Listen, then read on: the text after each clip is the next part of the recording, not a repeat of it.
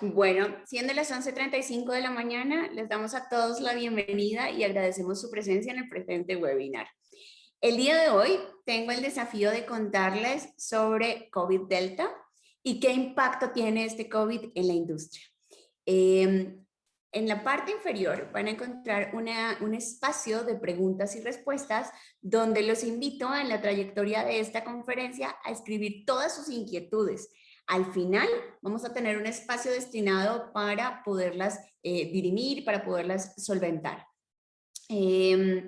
Espero esta conferencia sea lo menos técnica posible y que pueda llevarles a ustedes grandes ideas a las organizaciones o que puedan ustedes transmitir y bajar información con un impacto global en sus empresas donde están asignados. Súper importante entender que COVID Delta ha puesto nuevos desafíos como a la comunidad médica y por eso nos tomamos el tiempo de comunicárselo a ustedes. Damos entonces comienzo a este webinar del día de hoy. Listo. Yo siempre empiezo las conferencias contándoles un poquito sobre cómo estamos en términos de estadística. Creo que los datos duros son los que más nos permiten tener una adecuada toma de decisiones. Saber en cifras cómo estamos nos permite hablar con certeza de dónde estamos parados. El 32% de la población a nivel mundial ha sido vacunada con al menos una dosis. Esto quiere decir que todavía nos queda un 68% de la población mundial para poder hablar de una cobertura global en términos de vacunación para COVID-19. Y este número es súper importante y quiero que lo guarden porque más adelante les explicaré qué es el número RO y por qué este 32% nos permite que aunque muchos ya estemos vacunados, nos abre el foro a preocuparnos sobre variantes como es Delta. El 24.3 de la población mundial cuenta con un esquema completo, es decir, con 2 dosis o con dosis única cuando así es la vacuna considerada. Solo el 24.3. Se han aplicado en el mundo 4.910 millones de dosis y más o menos se están aplicando 34.96 millones de dosis cada año. Y este dato que viene a continuación es súper crítico. Solamente el 1.4% de las personas que habitan en países considerados como de bajos recursos han recibido al menos una dosis. Hoy Delta pone nuevos desafíos, hoy Delta nos está hablando de una necesidad de incluso una tercera dosis e incluso hay posiciones como de la Organización Mundial de la Salud que nos dice, esperen un poco, cuando hay países que tienen bajo acceso al recurso, sí sabemos que necesitamos más protección, pero necesitamos tener una cobertura global que nos va a hablar de menos virus circulante. ¿Listo? Muchas personas se preguntarán por qué la comunidad médica está tan preocupada por Delta. ¿Y por qué Delta? ¿De dónde viene Delta? Mire, vamos a ponernos un poquito en contexto. La primera, bien saben, o sea, no voy a remontarnos al hurón y a toda la historia del COVID, ¿no? Pero la primera cepa que se conoció, el detonante de la pandemia que tenemos, por COVID-19, no necesariamente es el virus circulante hoy en día. Con este trayecto de 1 año, 8 meses, hemos estado, por lo menos en México, en medio de esta situación y en el caso de los países de Oriente ya casi 2 años, nos han hecho ver o encontrar diferentes versiones, por decirlo de alguna manera, del virus. Nosotros lo denominamos cepas, variantes o mutaciones. El virus, hoy por hoy, el virus original ya hoy suma 4 variantes. Está la variante alfa, que fue como de las primeras, fue la primera que sonó. De hecho, lo que se decidió es que del original, todas las variantes sucesivas se les iba a poner un orden alfabético griego. Entonces, la primera variante fue alfa, que estuvo en Reino Unido, y fue la primera que sonó, pero ustedes no habrían escuchado que hubiese tanta angustia por el gremio científico. Luego llegó Beta, que su primera lugar de aparición fue Sudáfrica, y tampoco mostraba mayores variantes frente a la presentación del virus en los humanos o frente a la carga viral. Ahorita vamos a entender un poquito qué es esto. Luego llegó Gamma en Brasil y hoy llega Delta. No es que Delta sea la nueva variante, han venido 3 variantes previas, esta es la cuarta, pero esta a la comunidad científica nos está generando bastante inquietud y por eso es de la variante de la cual nos hemos tomado el tiempo para sacar todo un webinar. Esta variante, a diferencia de las 3 predecesoras, tanto alfa, beta como gamma tienen una mutación en una parte específica del virus que es la N50YI. Esa mutación sí generaba cambios en la presentación de los síntomas, en la velocidad de replicación, pero Delta ha prendido nuestras alarmas porque hay una mutación que es la P681R L452R que ha mostrado que le da un potencial de infección mucho mayor. ¿Y por qué se da? Esta variante está en la parte de la espícula, no quisiera ponerme tan técnica, pero lo que le da es como una llave más poderosa para entrar a las células. Le da una mayor facilidad de invasión celular. Y hemos visto una característica que solamente lo vemos en otro tipo de virus como el del VIH, que es la formación de sinsitios.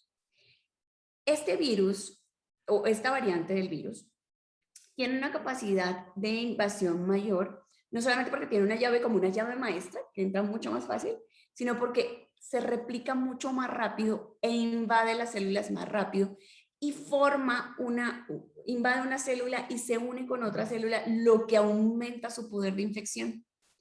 Hoy por hoy es considerada la infección respiratoria transmisible la infección respiratoria más transmisible que hemos visto en el mundo.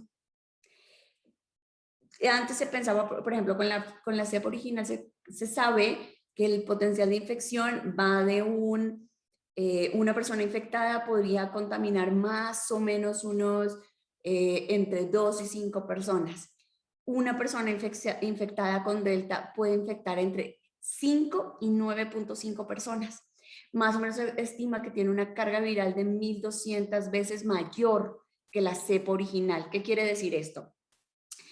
Si hay una cepa original que tiene una carga viral, o sea, la carga viral es la cantidad de virus en sangre y tenía la presencia de una vez, esta tiene 1.200 veces más. ¿Y en qué se traduce? Que las personas vulnerables no vacunadas pueden tener complicaciones secundarias de la enfermedad mucho mayores. Por eso la importancia de la vacunación. Incluso la CDC la acaba de declarar que es una enfermedad tan infecciosa como la varicela y tan transmitible como el sarampión. Así es que por eso Delta ha prendido nuestras alarmas. Delta ha prendido nuestras alarmas porque la estamos viendo que se replica súper fuerte, súper rápido, que con una carga viral más baja puede infectar a muchas más personas y que la entrada del virus va a afectar muchas más células por esta unión que se llaman los sinsitios, que es la unión de 2 células que se multiplican y invaden más tejidos.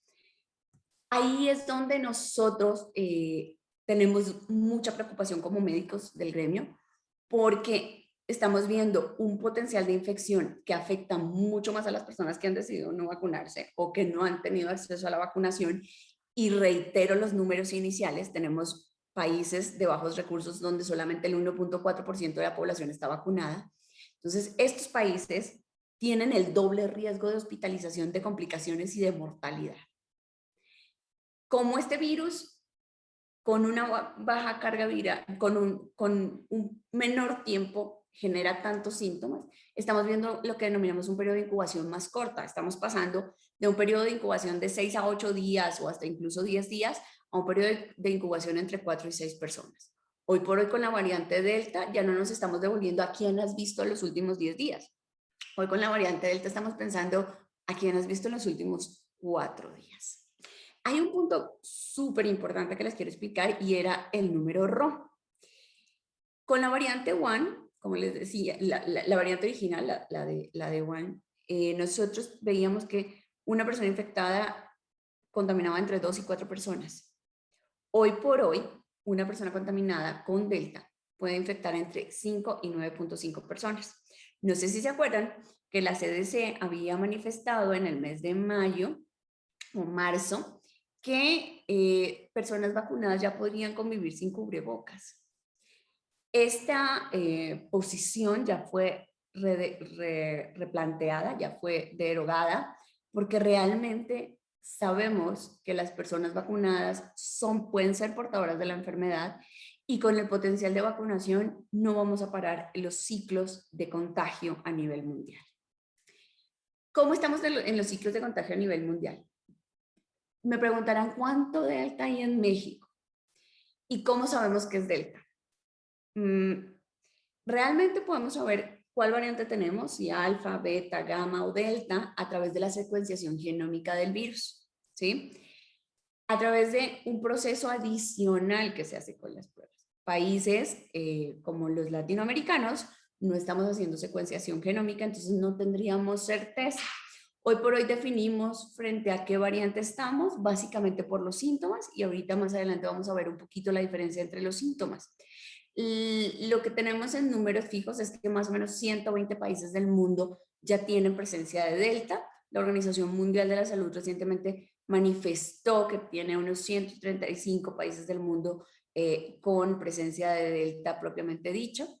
En Europa consideraron que más o menos entre el 43 y el 50% de las variables circulantes es Delta, o sea, de todos los contaminados por COVID, más o menos el 50% de esos contaminados tienen presencia de Delta.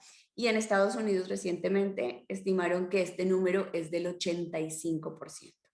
En Estados Unidos más o menos están presentando 135.000 casos por día y estos síntomas han estado, esta cantidad, este volumen de contagios han estado incrementando desde mediados del mes de junio.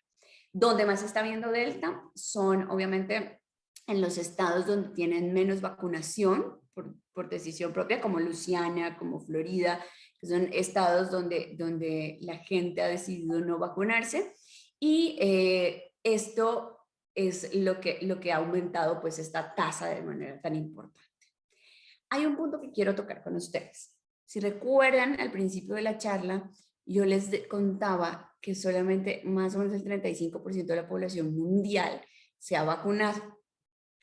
Cuando empezó la pandemia, los científicos manifestaron que para tener una inmunidad colectiva, o sea, para que digamos el virus está medianamente controlado a nivel mundial, se necesitaba una vacunación del 60%. Vamos en el 35%. Con la llegada de Delta se han replanteado esos números y hoy podemos estar con la certeza de decir, para lograr la inmunidad colectiva, para decir más o menos la pandemia está controlada a nivel del mundo, necesitamos el 85% de la vacunación a nivel mundial.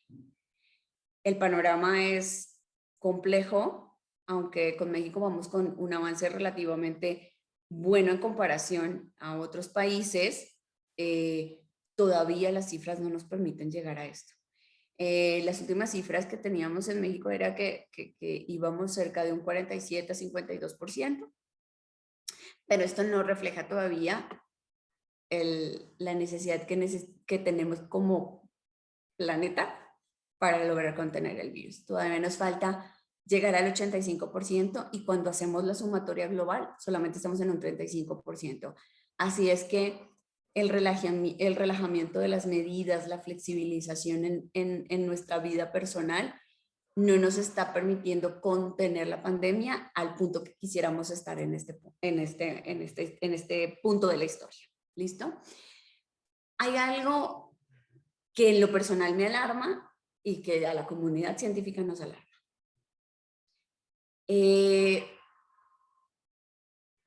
Socialmente nos encontramos de manera frecuente con que las personas digan, yo ya estoy vacunado.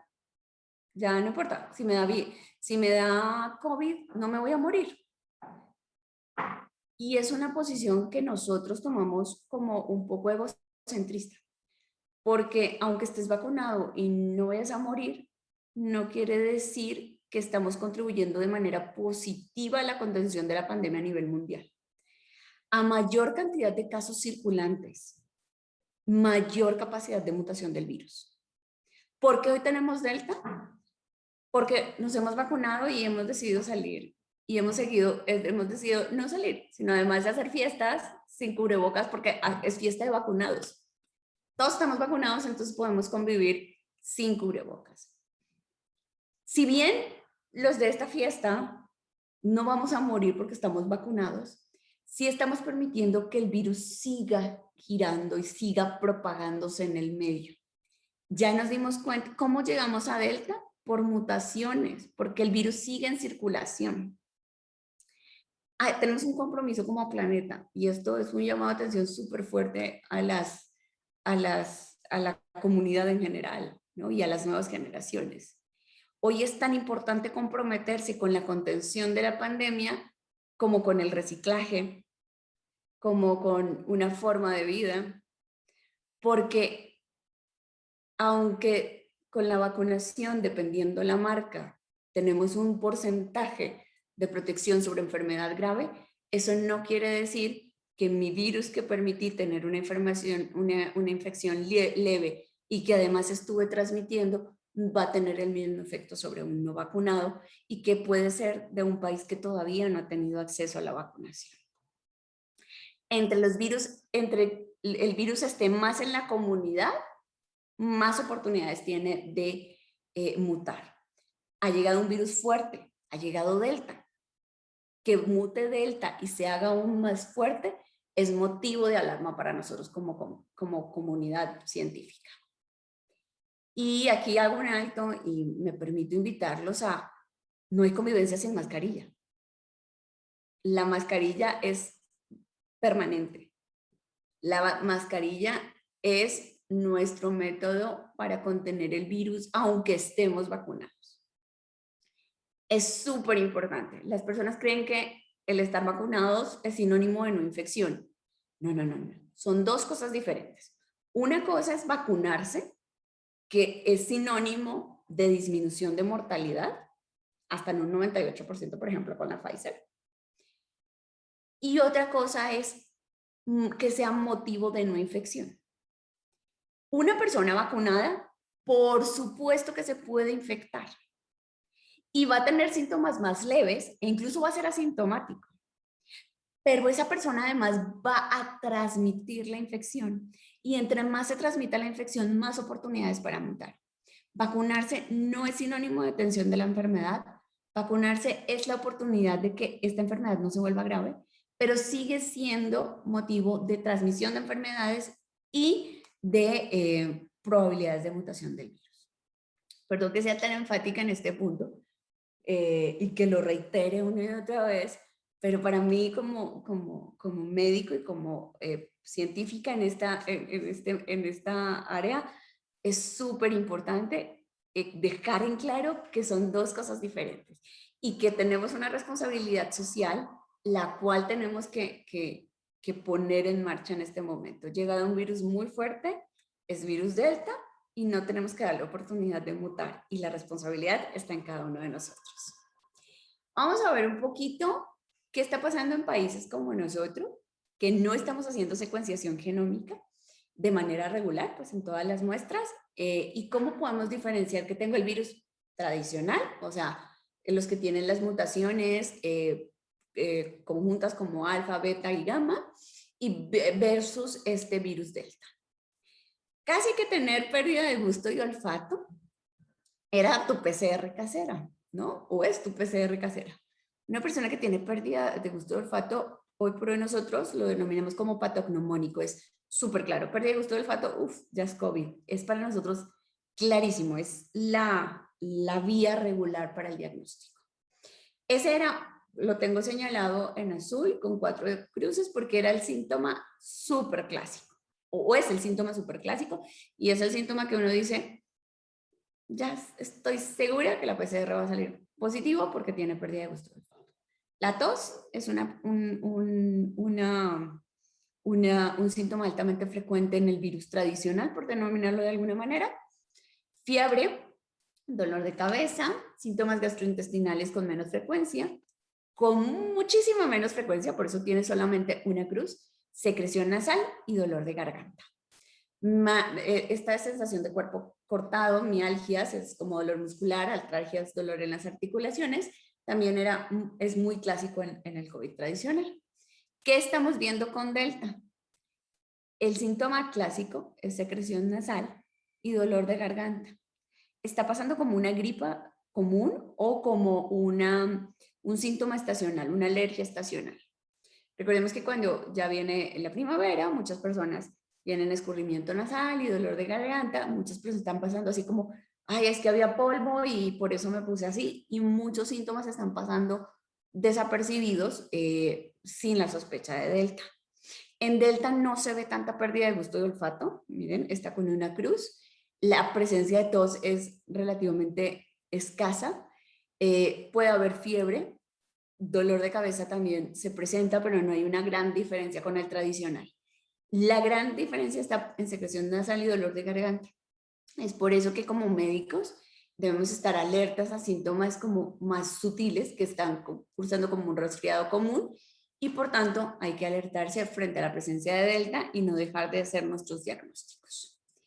Así es que con esta diapositiva yo quisiera hacerles la invitación a no discriminen síntomas sutiles como secreción nasal y dolor de garganta y vale la pena hacerse chequeos tras la aparición de estos síntomas. Delta se está presentando con síntomas más sutiles y sigue siendo un virus más agresivo que el tradicional, por denominarlo de alguna manera. Vacunas y Delta. Si yo estoy vacunada con Pfizer, ¿cuál va a ser mi protección frente a Delta? Es la pregunta que viene a continuación. Y es la pregunta reiterativa y es lo que hoy por hoy tiene a ciertos países hablando sobre la necesidad de una tercera dosis. Es muy prematuro para el cuadro que les estoy presentando. Es muy prematuro platicarles sobre porcentajes porque estamos empezando y no tenemos una población vacunada tan grande o tan robusta a nivel mundial como para hablar de datos tan duros. Por eso encontrarán ustedes que de muchas vacunas dice sin datos, sin datos, sin datos, porque este cuadro lo logré a través de recabar información de diferentes fuentes, pero no tenemos un estudio serio. Así es que los números que están viendo en este momento es altamente probable que puedan estar cambiando. ¿Listo? Vamos a hablar solamente del efecto de las vacunas sobre Delta, no sobre las variantes que yo para esta conferencia he denominado tradicionales. ¿Listo? De la vacuna de la que tenemos más estudios hasta el momento es de Pfizer. ¿Por qué? Porque Pfizer fue comprada de una manera muy importante y aplicada de una manera muy importante en países como Israel. Entonces Israel tiene una población grande vacunada con Pfizer y les ha permitido hacer estudios observacionales a este momento sobre Delta. Entonces es de quien tenemos un poquito más de datos al momento. De Pfizer frente a Delta sabemos que tenemos una protección del 96% frente a enfermedad severa por Delta. Es decir, hay una muy buena protección. Pero la protección de Pfizer frente a la presentación de la enfermedad en otras modalidades va bajando. Ha bajado a síntomas moderados hasta un 79% y en síntomas leves con un 33%. Es decir, una persona, en mi caso estoy con Pfizer, en mi caso tengo una probabilidad de infección por Delta con síntomas severos del 67%. Es posible que me dé en un 67% síntomas leves por Delta. Pero la probabilidad de que vaya yo a hospitalización por Delta es del 4%.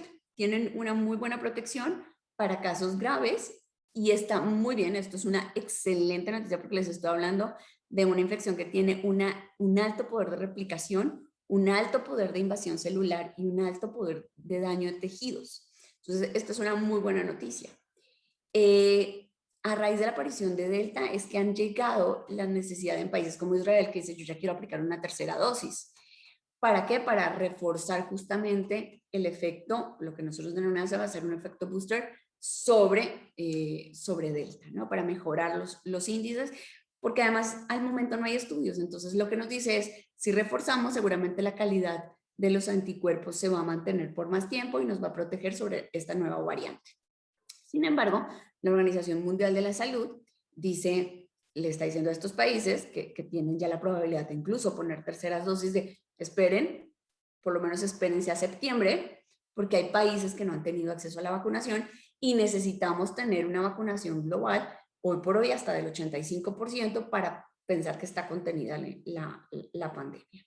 Súper importante ese dato. Necesitamos el 85% de la inmunidad colectiva para pensar en que tenemos contenida la pandemia, entonces estamos todavía lejos de ese número. ¿Qué pasa con AstraZeneca? Estudios observacionales han demostrado que hay un poquito mejor de protección en enfermedad por síntomas leves, es decir, que una persona vacunada con AstraZeneca tiene más o menos un 36% de probabilidades de desarrollar síntomas leves, pero un 64% de ser protegidos contra ellos. De hospitalización hasta un 87% y de moderados, ahí más o menos se va con síntomas leves. De vacunas como la Janssen o Johnson & Johnson, la Sinovac y Moderna, todavía no hay datos para síntomas moderados o leves, pero sí sabemos sobre protección en enfermedad severa o hospitalización, que es del 85, 86 y 72% respectivamente. Vuelvo a hacer la salvedad, que esta información es preliminar. Esta información apenas de los que más tenemos información certera es Pfizer por Israel, pero todavía nos falta un poco madurar más los datos y esto puede estar cambiando. ¿Qué está pasando con Delta en los niños?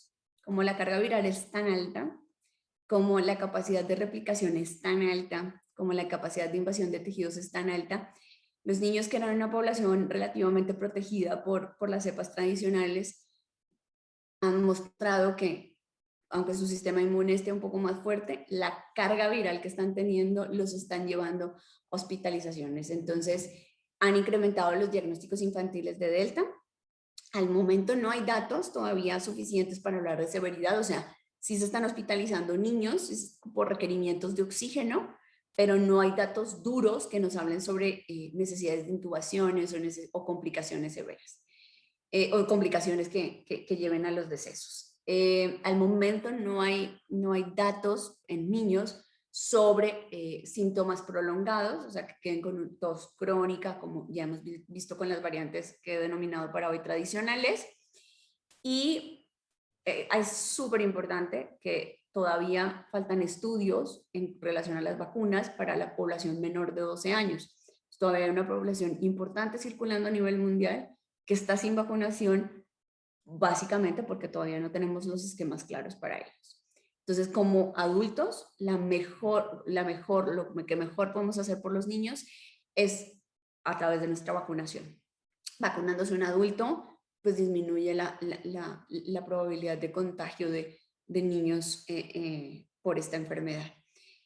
Importante, ya están trabajando las empresas farmacéuticas, Pfizer ya lleva estudios avanzados en relación a la vacunación en menores de 12 años, pero pues al momento no es una población todavía protegida a través de la inmunización y por tanto siguen siendo vulnerables.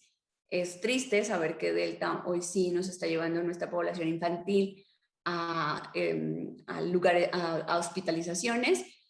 Lo bueno es que no se han visto que sean hospitalizaciones críticas, con intubaciones prolongadas, no hay datos al momento, pero otra vez se prenden las alarmas. No dejemos virus circulante, ya vino Delta, ya afectó a niños, por favor, es compromiso de todos seguir teniendo los métodos de protección para que no siga circulando y no venga una variante después que pueda estar afectando a la población infantil o a nosotros mismos y que incluso baje la eficiencia de las vacunas que hoy ya tenemos a nivel mundial. Esto es lo que tenemos hoy por hoy de información en relación a Delta. Me encantaría platicarles mucho más de Delta, tener una hora completa platicándoles de Delta, pero como es una nueva variante de la cual no tenemos tanta información, he recabado como los puntos más críticos y quise ser enfática en la necesidad y compromiso de todos y por tanto les hablo el foro a ustedes para preguntas y respuestas. Jimena, ¿me quisieras ayudar? Claro que sí, muchas gracias, doctora. Tenemos ya una pregunta. Nos pueden escribir por el chat o nos pueden escribir por la sección de preguntas y respuestas en la parte inferior de su pantalla. Nos pregunta Diana Rivera, ¿las pruebas PCR y antígenos detectan Delta o vamos a tener pruebas especializadas para esta cepa? Como les comentaba, las pruebas que tenemos al momento son para leer coronavirus y tienen la capacidad de leer las proteínas esenciales del coronavirus que lo hacen como tal. O sea, PCR, antígeno, sirven para el diagnóstico de Delta porque sigue siendo un coronavirus que está leyendo las proteínas esenciales que lo determinan como coronavirus. Para saber qué tipo de variante es, si alfa, beta, gamma o delta, necesitamos una secuenciación genómica. O lo que hacemos en la rutina del día a día, que es la diferenciación a través de los síntomas. Las pruebas siguen funcionando porque finalmente son para detectar un coronavirus como tal, el virus como tal, y no necesariamente nos permite ver cuál es la variante. Esperamos pruebas rápidas para Delta, seguramente sí, ya deben estar trabajando para ello, o pruebas especializadas para Delta, seguramente sí, pero al momento solamente son secuenciaciones genómicas que tienen un tiempo de procesamiento y unos costos relativamente elevados, entonces por el momento seguimos trabajando únicamente con la diferenciación clínica y PCR y antígeno sigue siendo útil para todas todo el coronavirus, ¿no? El virus en sí. Gracias. Igual nos preguntan, ¿la vacuna CanSino tiene protección contra la variante Delta? Como les comentaba, ha sido recopilar información de varias fuentes de buen origen. Al momento no hay información publicada para las vacunas no presentadas en el cuadro original. Falta que madure un poquito más los estudios observacionales, pero no tenemos una buena fuente que me permita ahorita mostrarles estadística en relación a CanSino. Gracias. Igualmente nos preguntan, ¿qué cambios existen o tenemos que aplicar en los protocolos de las empresas considerando esta nueva variante? Súper importante reforzar que estés vacunado no significa que no te va a dar el virus y no significa que vamos a detener la pandemia. En vez de cambiar, es más bien reforzar espacios que habíamos incluso flexibilizado. No hay que hacer cambios. Lo importante es más bien reforzar las medidas. Seguir comunicando con todos nuestros trabajadores de no hay fiesta de vacunados. No pueden convivir libremente porque ya tengo vacuna, no importa, ya no me voy a morir. No, el que te dé la infección va a permitir que haya más mutaciones y no vamos a saber el efecto de la protección de la vacunación en futuras variantes. Esta información que yo intento llevarles a ustedes es información que busca concientizarlos sobre por la ruta por la que vamos, por la ruta en la que pasamos de un escenario A a un escenario B en Querétaro, no vamos bien. No nos va a permitir, no nos permite ver un futuro próximo muy claro. Ya vino una variante más fuerte y no sabemos qué puede seguir. Es compromiso de todos bajar el virus circulante. Entonces, en vez de cambiar algo, es más bien reforzar lo que estábamos haciendo bien hace un año. Gracias. Igual nos preguntan, ¿el personal vulnerable vacunado puede ya regresar a laboral o debe de seguir en casa? Caso de embarazadas, diabéticos, personas con EPOC, etcétera.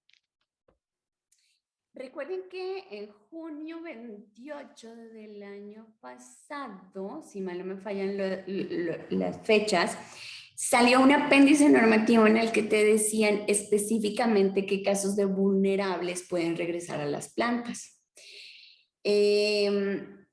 Hay vulnerables que están descompensados y que están vacunados, por ejemplo, diabéticos que siguen teniendo sus cifras de glucosa en ayunos en 400 y pues puede estar vacunado, pero la descompensación lo va a hacer susceptible a la infección. Entonces, vacunarse no quiere decir que no te va a dar la infección, vacunarse va a decir que no se va a hospitalizar. habría que estudiar cada contexto en particular, porque sí es compleja la toma de decisiones a nivel médico, sobre todo de reincorporaciones, y que una persona esté vacunado no quiere decir que no se vaya a infectar, y si está descompensado y puede seguir haciendo trabajo en casa, yo prefiero que siga en ese esquema, pero habría que analizar caso a caso, habría que analizar estado clínico actual, o sea, hay que reunir 3 criterios: el estado clínico actual, el estado de vacunación y el estado laboral, ¿no? O sea, si es alguien que puede seguir haciendo home office, ¿qué necesidad tienes de regresarlo si está descompensado a pesar de que esté vacunado? Entonces, el criterio no es único, no podemos decir, va por ahí, todos los vacunados vulnerables regresan, porque hay que estudiar cada caso en particular conforme su situación clínica actual. Gracias. Igual tenemos un comentario que dice, leí que en niños se da el síndrome inflamatorio sistémico y un síndrome Kawasaki en un estudio de un hospital infantil de Londres. Es gravísimo decir que no hay enfermedad grave en niños cuando sus padres pueden estar contagiados. Creo que no es pregunta, creo que es comentario, pero bueno. Sí, era lo que les decía. Al momento no tenemos datos así estadísticos mundiales de buena fuente que nos digan es más grave, menos grave, las hospitalizaciones, la intubación. Lo que yo les decía es, hoy por hoy, una población que estaba siendo protegida por protegida no, una población que no estaba siendo tan afectada por las cepas tradicionales, estamos viendo un incremento importante en la hospitalización. No hay datos duros en relación a cuántas hospitalizaciones, cuánta gravedad, cuántos síntomas prolongados hay. Todavía no tenemos como mucha información al respecto, pero lo que le puedo decir es que Delta está afectando niños y Delta hoy está hospitalizando niños. Todavía no tenemos datos duros en relación a 20% más, 50% más está hospitalizando, 30% está yendo a intubación. Esa fue mi postura. No hay tanta información al respecto, pero que se está afectando a una población que antes estaba protegida por las cepas tradicionales es una realidad. Y lo que yo les estaba diciendo además es que vino Delta, que es una variante más agresiva, tener el virus circulante nos abre el foro a que llegue nuevas variantes que pueden hacer afectaciones a poblaciones como la infantil o a poblaciones vacunadas porque ya baja la eficiencia de protección de las vacunas. Entonces, más bien lo que estoy diciendo es, se está afectando un grupo que hoy por hoy, hasta hace un tiempo estaba relativamente protegido y hoy ya estamos viendo que con esta variante no está en las mismas condiciones. Y estoy de acuerdo contigo. O sea, hay que ser sensibles al tema, hay que ser sensibles a lo que está pasando. Ya hay síntomas reportados en niños, lamentablemente no podría decirles en qué porcentaje o qué número, pero sí, que están siendo afectados, están siendo afectados. Igualmente nos comenta Rafael Hernández que hay una actualización del 1 de junio del 2021 acerca de los criterios de vulnerabilidad en relación al tema anterior que estábamos tocando. A eso, justo estaba diciendo cuál fue la fecha, pero sí, hay una actualización, pero hay que estudiar cada caso en particular, tanto clínica como vacunal, como de inmunización hablando y laboralmente hablando. Cada caso hay que estudiarlo de manera independiente. Igual nos pregunta Ibeto Olvera, ¿el uso de medidores de CO2 qué tan recomendable o funcional está siendo en la parte industrial? Bueno, en el Querétaro recientemente, bueno, en la sombra de Arteaga hace un par de meses se puso como una recomendación y ahorita que acabamos de pasar a escenario B es una obligación en los espacios de la industria manufacturera. Que si sirven los medidores de CO2, claro, porque permiten dar una idea de qué tan ventilada está la zona o no. Idealmente tenemos que tener menos de 800 partículas en la zona donde se está midiendo para tomar medidas. Entonces, al aire libre, si mal no recuerdo, son menos de 400 y ya cuando se pasan a áreas encerradas en las que se están leyendo más de 800, pues idealmente hay que tomar alguna medida como bajar la población en ese lugar, como ventilar este lugar de forma natural o poner alguna medida de contención. Entonces pienso que a modo de toma de decisiones, es una herramienta súper útil. Gracias. Igual nos preguntan, ¿qué pasa si se mezclan las vacunas? Por ejemplo, Pfizer con AstraZeneca.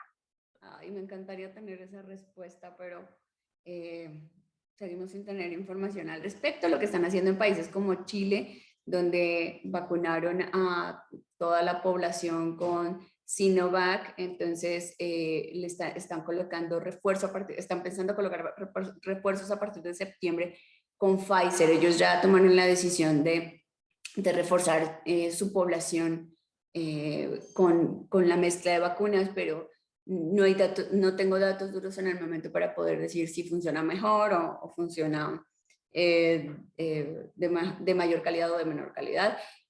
Como hasta ahora va a ser un proceso que vamos a vivir a nivel mundial, pienso que a final de año tendríamos datos para saber si sirve o no esta medida. Igual nos preguntan si habrá alguna manera de relacionar la nueva cepa con la generación millennial, ya que hemos visto un gran aumento de contagios en esta generación.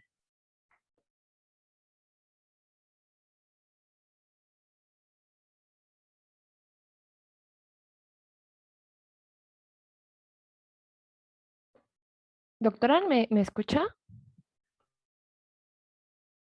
Ahora sí, dime. Nos preguntan, ¿habrá alguna manera de relacionar la nueva cepa con la generación millennial, ya que hemos visto un gran aumento de contagios en esta generación?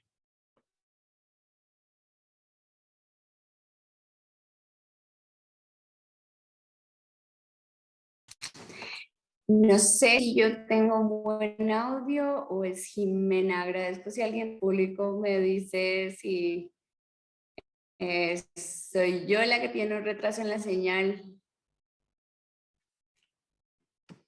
No, Doc, creo que es mi internet. Es ella. Sí, Ok, ¿me ok, escuchas mejor? déjame leer la pregunta. No te preocupes, yo lo leo. ¿Habrá alguna manera de relacionar la nueva cepa con la generación millennial, ya que hemos visto un gran número de contagios en esta generación? Oh, yo diría que no, no es algo generacional. Yo diría que no tenemos tanta información, solamente Europa ha dicho que tiene 50% del virus circulante, Estados Unidos que el 85% del virus circulante es Delta, pero no podríamos decir que es generacional.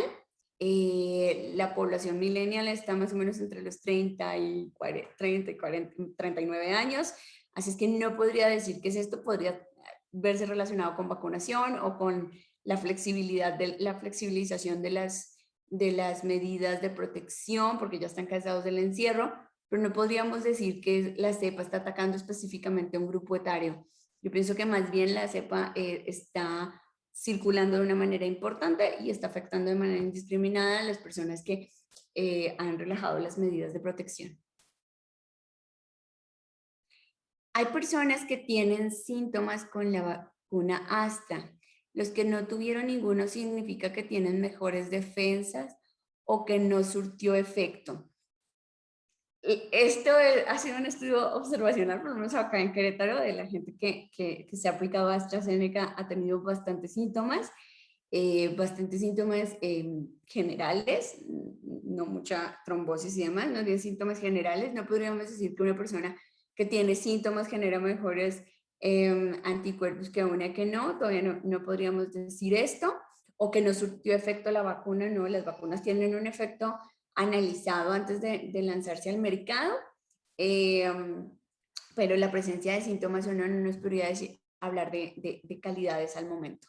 Es posible que en el futuro tengamos información al respecto, pero al momento no podríamos decir que entre más malito te pongas por la vacunación, mejor protegido vas a estar. No lo sabríamos decir a ciencia cierta porque no hemos cuantificado anticuerpos en personas con AstraZeneca que tengan síntomas y los que no tengan síntomas. Entonces no hay datos duros que nos permitan llegar a ese nivel de conjetura. Igual nos preguntan, con relación a la vulnerabilidad, el día 27 de julio se publicó un acuerdo en que dice que las personas vulnerables dejan de ser consideradas como tal después de 2 semanas de haber tenido el esquema completo. Sí, pero si un paciente está descontrolado, yo tomaría como médico mis reservas. tengo un familiar que se vacunó con CanSino hace 3 meses, pero no le salen anticuerpos y ahorita se quiere vacunar con Pfizer. ¿Será esto correcto? Importante saber cómo sabe que no le salen anticuerpos. A menos de que se hagan pruebas cuantitativas a través del laboratorio clínico de IgG, podríamos estar con la certeza de que realmente no tiene anticuerpos ante CanSino. Si esto fuese así, a término personal y como médico tratante, te diría, sí, empecemos otro esquema completo. Esto con mi criterio médico personal.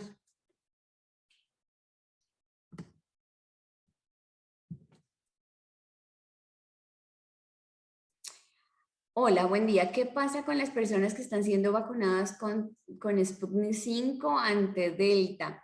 Sigo sin tener información. Sputnik se supone que está dando una protección, si mal no recuerdo, del 90 y tantos % sobre Delta, pero ha estado debatido un poco la información de Sputnik, entonces fue una información que yo no quise incorporar en el cuadro de vacunación.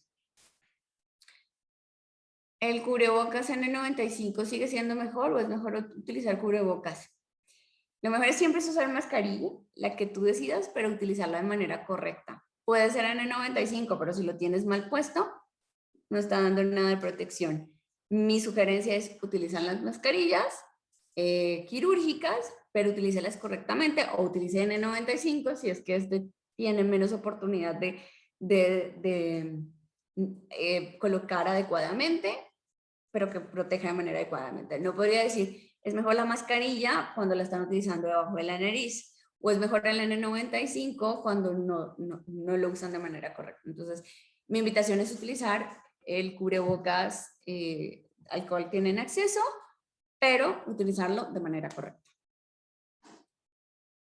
Yo no veo más preguntas aquí en preguntas y respuestas, pero tal vez en el chat hay algo más.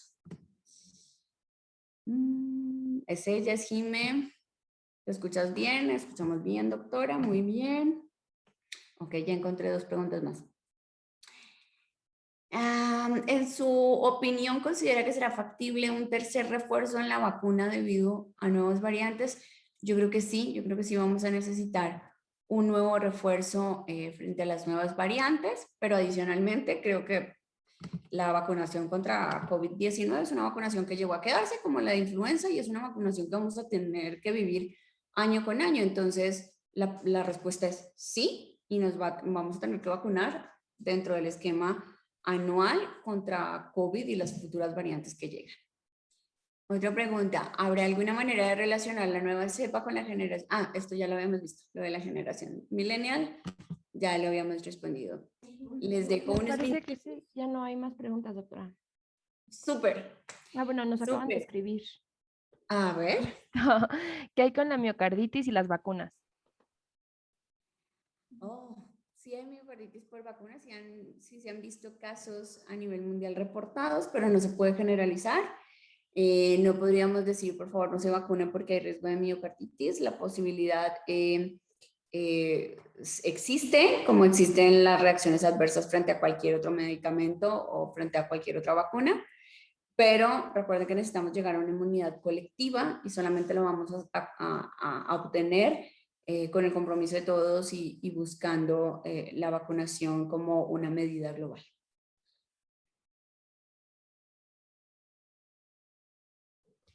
Muchas gracias, doctora.